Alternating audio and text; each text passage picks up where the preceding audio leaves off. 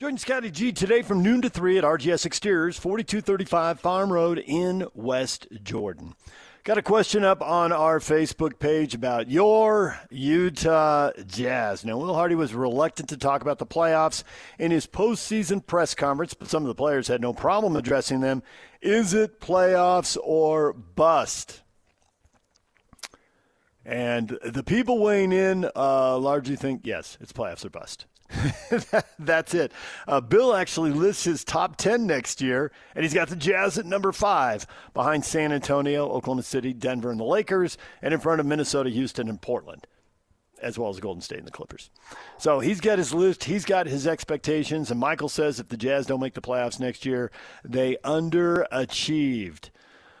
Brady says if they make the play-in games, that's 20 more wins, 42-40. I'll take that. You and I have already talked about this.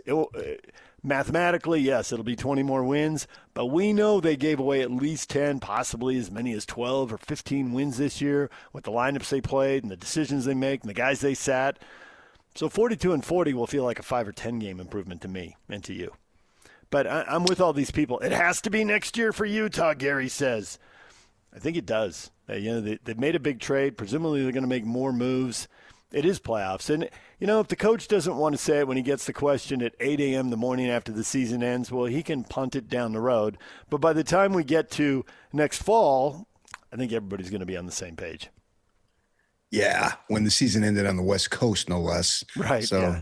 he's probably working on 2 or 3 hours of sleep.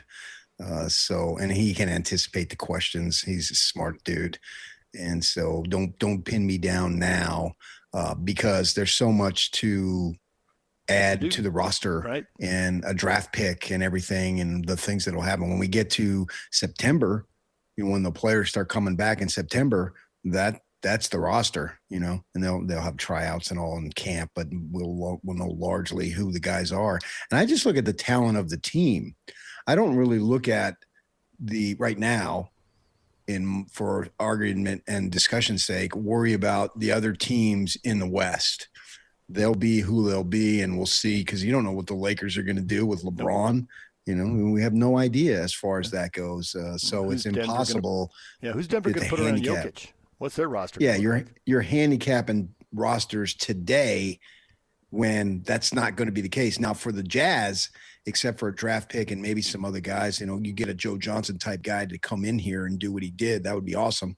But I'm just looking at the guys that they have right now who are under contract. And that obviously doesn't include Kessler, but I want to include him.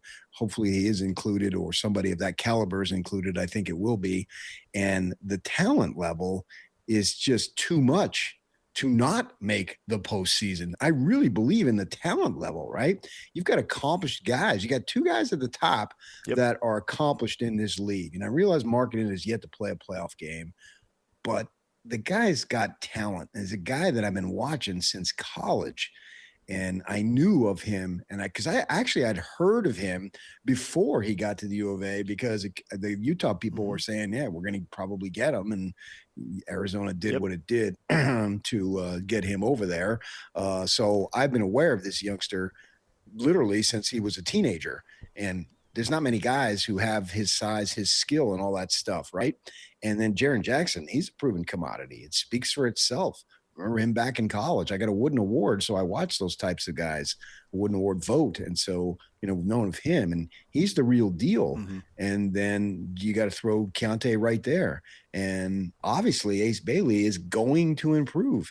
He's probably going to improve for the next 3 to 4 years before there might be some type of leveling off.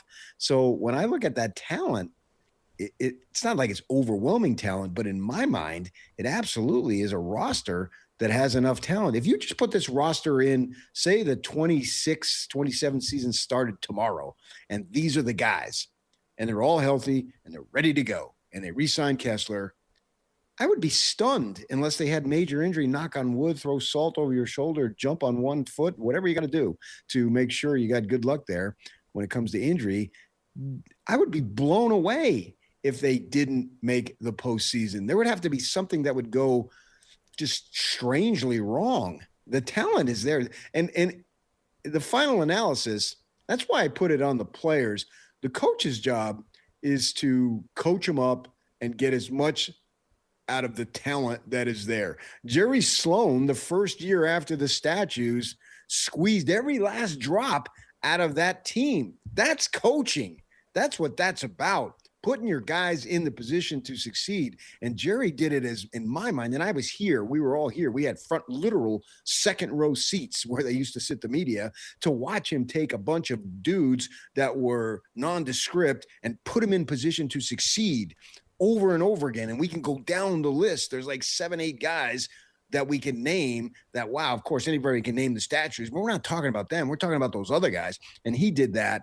And so to win after the coach does all that, it's on the players. And then I look at these players, and there's a lot of talent there. And talent wins in any league. And that's why I'm thinking, yeah, playoffs for sure. I think Will said what he said for multiple reasons, and one of them could be 8 a.m. the morning after the last game after a flight back from the West Coast. But I also think, listening to Will's press conferences and going to a fair number of them over 4 years, that he is cut out of similar cloth to Pablo Mastroeni, and that he is going to want he's going to be saying things Pablo says about getting better every day. What are we doing this week? What are you doing this next game? To go with a results-oriented answer that is still a year away, or even in the fall that is 6 months away. I wouldn't be surprised if he gets that question again, and I wouldn't be surprised if his answer was, hey, we all know where we want to be in the spring, but you don't get where you want to be in the spring sitting around and talking about where you want to be in the spring. It's about every day. It's about every practice. It's about every game. It's about every time you step on the court. That's the kind of stuff Pablo says. And, we can bring Pablo on Fridays and get him to try to talk about playoffs. He wants to be in the playoffs. He expects to be in the playoffs. He did drop a line in an interview once somewhere about saying something about being between 3rd and 6th in the West, that's about where the roster looked like, now. And then he acknowledged there's a summer transfer window, there's injuries, there's young guys developing. You can't write that stuff in stone right now. I wouldn't be surprised if Will goes down that. And I also think inside the organization, big picture, what we're talking about is just an intermediate step. Will's thinking, and Austin Ainge is thinking about acquiring and all that, like, how do you coach these guys up so once you make the playoffs, you win when you get there? Because they inherited a team that could routinely go to the first or second round of the playoffs. They had a 6-year run. They win every year. 3 times they won in advance. 3 times they didn't win in advance. If you tear that up, which they did, if you make us sit through a 4-year rebuild, which they did, in the long run, you can't get the same results. That's not okay. That's not a good investment of time and resources. They tore it up because they want to go further. And at different times, Danny Ainge talked about it. At different times, I really appreciate Jay-Z. Jay-Z got out, and he just said it. And I don't really remember him being that prompted. Maybe it was a little bit by the question. But he just brought up, we've been in a conference final since 07. We're coming up on 20 years. And so when they talk about championship windows and opening it and keeping it open, winning a title is a tricky thing. I think it's 7 different teams in 7 years now. But being in the top 2, 3, 4, 5, 6 teams in the league and being in a legitimate conversation to win it, that's what they're holding themselves accountable. And that should yield a Western Conference final. So there's also a danger in talking about the playoffs as if that's the ultimate goal. No, that's what we talk about in college football. It's just a box you check on the way to where you want to go. Bowl eligible, good. Double-digit wins, good. But you got to get to the conference title game. You got to get to the playoff. You want to win when you get there. You got all these boxes to check. I don't think the Jazz have a lot of boxes to check. But the first one is get to the playoffs. And I'm with you. There's talent to do it. But there's young talent. It's got to get better every day because you want to win once you get there. They need to get back to a Western Conference final. 20 years is a long time. We talk about the Jazz like they're an exemplary franchise and they've had all this success. And if you go big picture and you go back 50 years, it's true. But if you look at the last 10 years, the last 15 years, or the last 25 or 30, there's a lot of other teams that have had runs and you say, nah, we've done better than that. What are you talking about that for? The Jazz need to put together one of those runs. Well, my mind and my response to what you're saying is that the talent is there for the playoffs.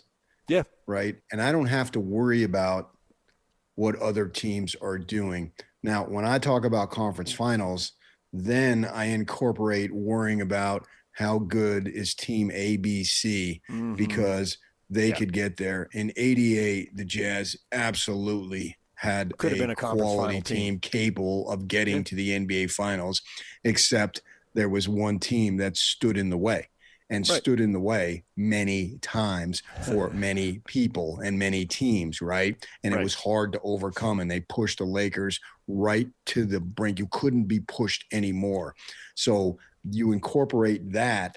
Once you start saying, well, where do they stack up in terms of conference final? I think that's when you say, well, who's in the way? And right now, the Thunder and the Spurs have an extremely young nucleus.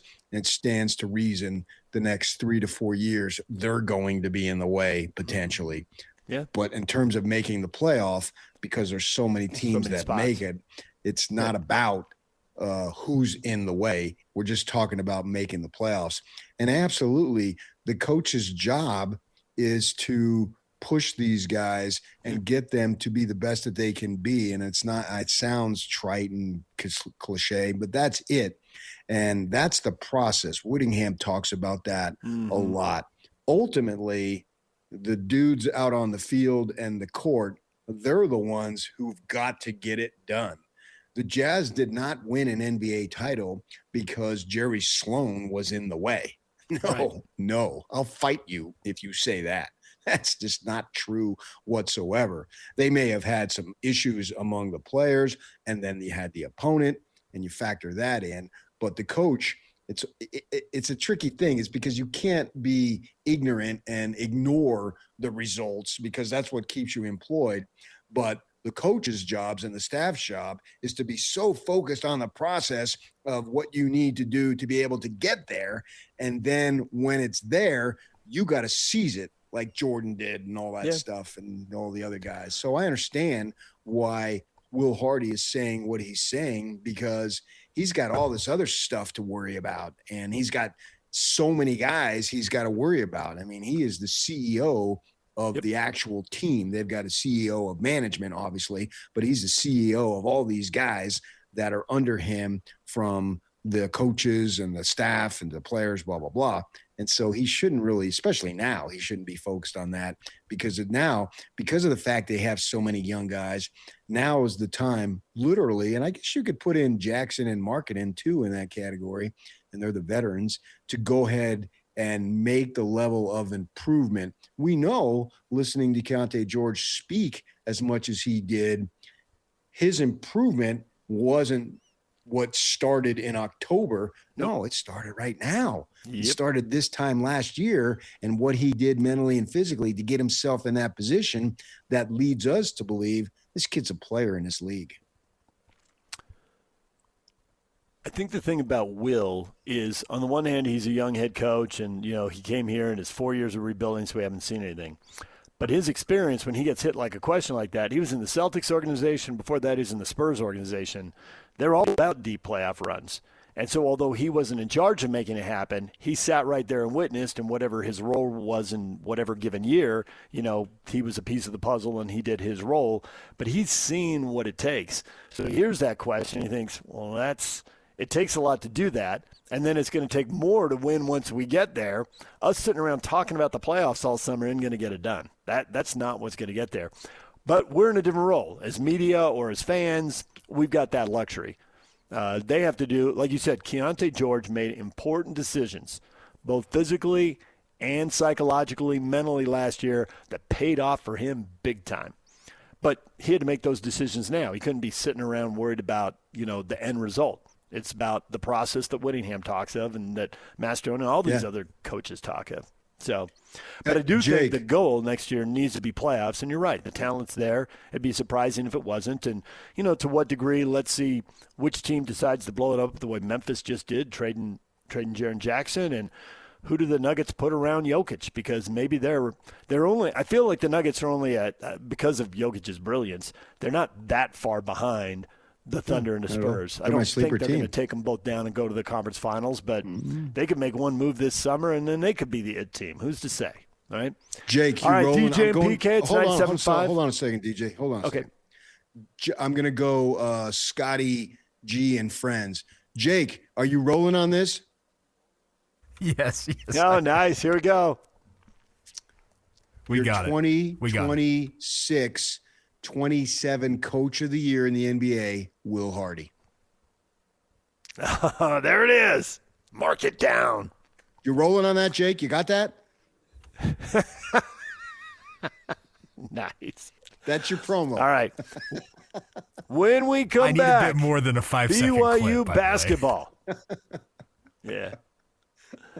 The Cougars roster's coming into shape. You're starting to see how this is going to work. Who are the 7, 8, 9 guys who might be in a rotation? We can identify a couple more names. Let's get to that next. DJ and PK.